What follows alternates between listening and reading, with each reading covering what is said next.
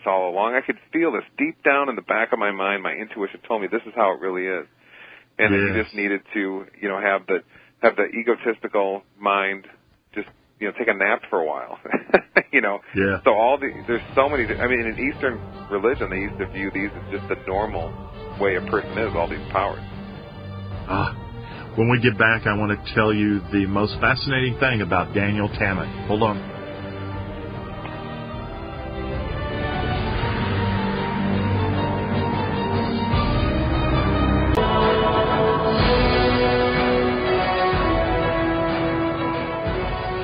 Okay, I've been waiting through that break to launch into Daniel Tammet.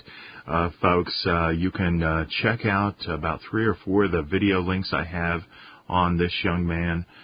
Most fascinating person alive, maybe in the history of humanity, as I see it. And you can do so at bigjohnlipscomb.blogspot.com. I was just talking about how they take this young man and they'll drop him off into a new area with a different language, and they give him a few days to a week to learn a language, and he will pick it up and speak it fluently from that time on. I don't know how many languages he actually is able to speak at this time, but I think it's probably over a dozen. But that is not the aspect of him that is mind-boggling. This young man, Jeffrey, he is able to do calculations, okay, that other math savants are unable to do, let alone, geniuses. He's way beyond the human calculator. Now, in doing they would say things like this. Okay, Daniel, and these were 2 mathematicians from India that he went over there, and they studied him for a week.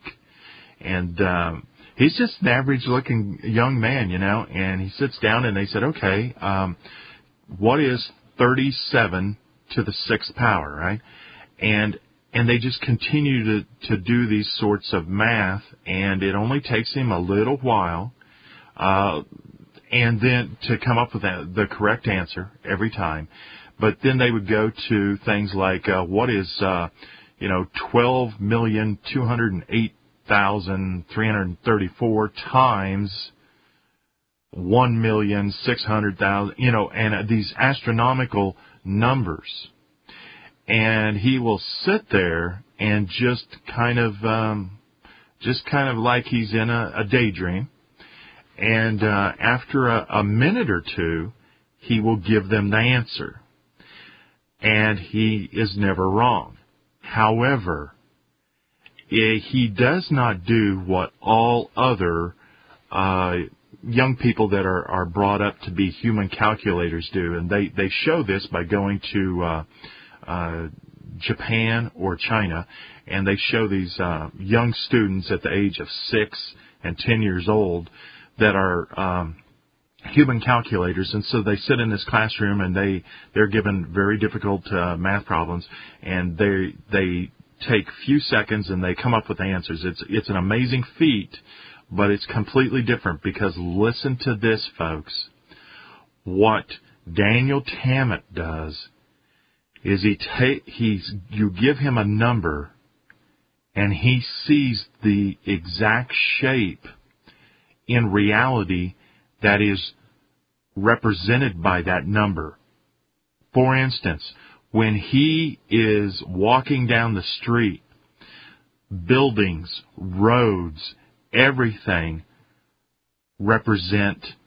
those shapes represent numbers to him. He sees shapes and numbers, and when you give him numbers, he sees shapes.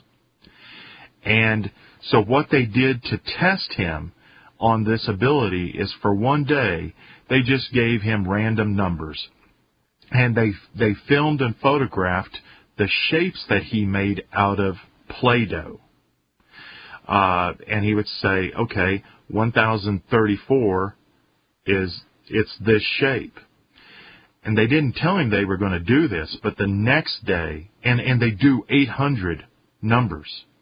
The next day, they ask him a bunch of more random numbers, but they throw in dozens of the ones from the previous day, and he always makes the same exact shape for it.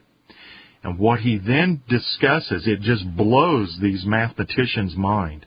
He says he draws on a paper what happens, and they give him a number, and he sees a shape, a two-dimensional shape, or kind of a three-dimensional shape, on the left side. They give him another number, and he sees there's a space between them.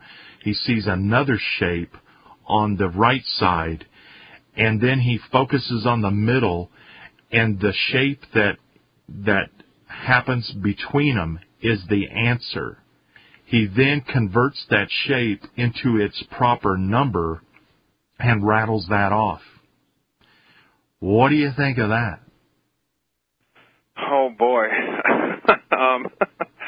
Well, one thing, let me just say one sentence about one thing and then immediately go to a different topic. I mean, how much does this start to sound like last night's showing the metaphysical base of numerology and reality? Right. That's what I was thinking. This is exactly, it's the fractal holographic matrix consciousness, and he is seeing it. He's seeing the matrix beyond the veil. It is shocking, folks. You have to watch these series of videos. They'll change your perspective and maybe your life. It's an amazing thing. So, well, yeah, he could go ahead. No, go ahead, please.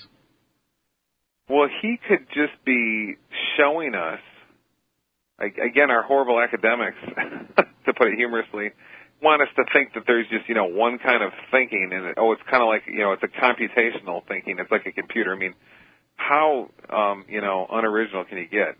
They used to think the universe was like a clock when the clock was invented. Now they think it's like a computer because the computer's invented. I mean, come on.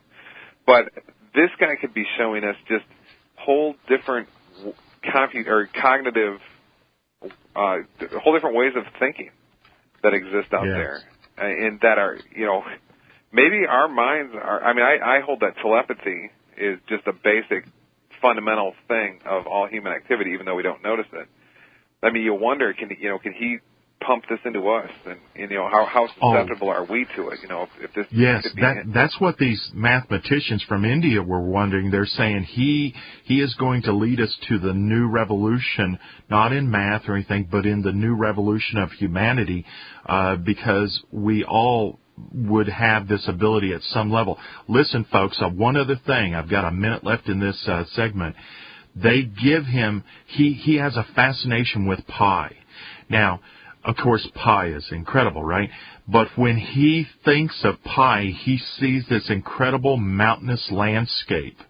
And he has been there in the conscious level seeing this landscape of pi that represents pi visually so often that he knows every dip and hump and crevice. And what the mathematician did, one of them, is they played a little joke on him.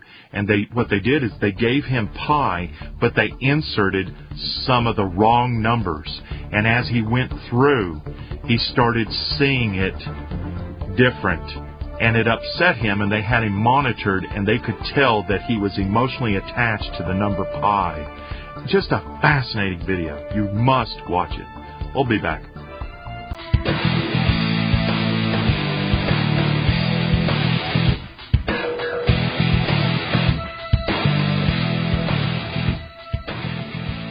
Another miraculous person, and actually there's several families that have this ability, but they're magnetic people.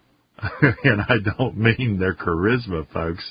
I mean they can put sledgehammers on them, and they'll stick forks, knives, plates, all sorts of heavy objects, numerous objects all over their body, and they just stick like a magnet. And there's one scientist was testing this gentleman from Japan who's called the Magnetic Man of Japan, and he basically takes this metal bowl and he just kind of flings it at him, and it just snaps right to his tummy. I watched that about 6 times. I thought it was the